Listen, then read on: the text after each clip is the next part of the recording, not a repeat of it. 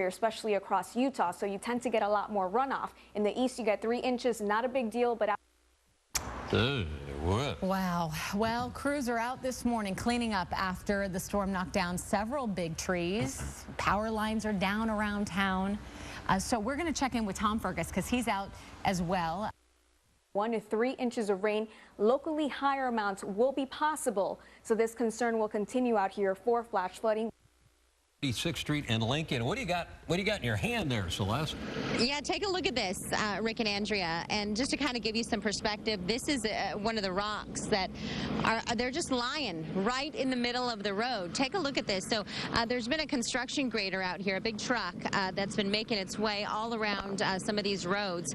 We're right north of Lincoln and 36th Street, and this is right into the Phoenix Mountain Preserve.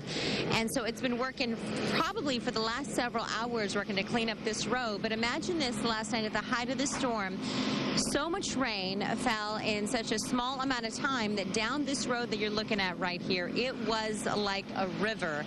And that meant for folks who live around here on the mountain in the Phoenix Mountain Preserve, they saw all these rocks that you see up along the side, all of those kind of washed into the road with that water and ended up right in the middle of the street. And you see that construction grader down at the bottom of the street there, and it has been up and down this road many times trying to clean this up so folks can actually get moving. But when we arrived probably about 30 minutes ago or so, this entire street was covered in rocks. And so there are some homes that are down in small little valleys here at the Phoenix Mountain Preserve, some of them up on top.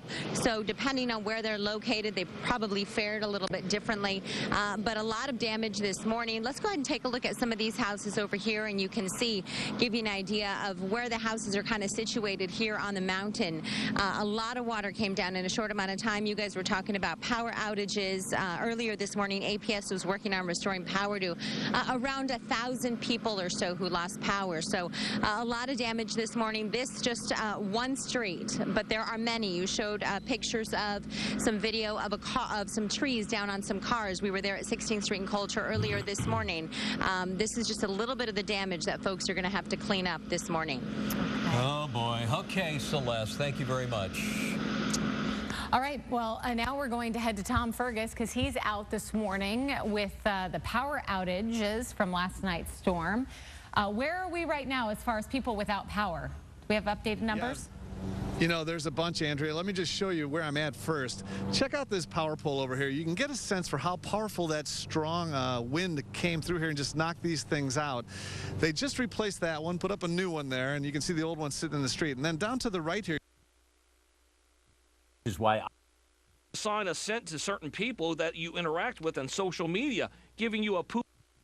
Or wonder what.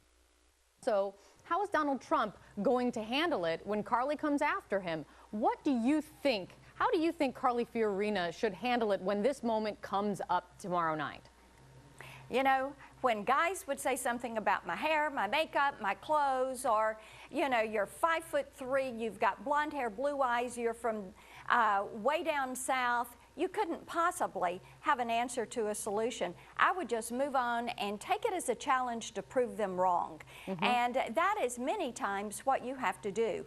When you look at your life's work, the issues of faith, family, freedom, hope, and opportunity are issues that deserve my full attention.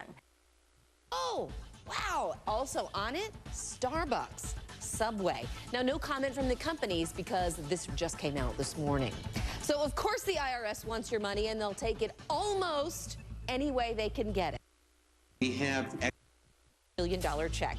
Yeah, a $100 million check. The IRS actually received about a dozen of these in the latest year. Who on earth? Frankly, I love the fact that tomorrow night's checks. But the banks say, the IRS says, most banks and their machines can't handle it.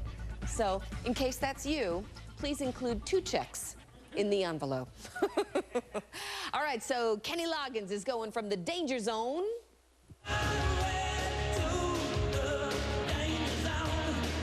the living room zone.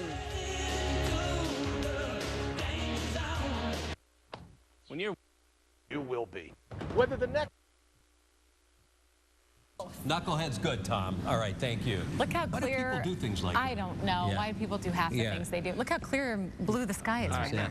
But the humidity's really high. It's That's the thick problem. out there right now. Did we get some weather pictures Yeah. from our Facebook friends? Yeah, I think we do. I believe we do. So we want to share some of them with you right now. Okay. Okay, this one's coming in from Scottsdale. Scottsdale rain. I know, look at it just pouring off of that.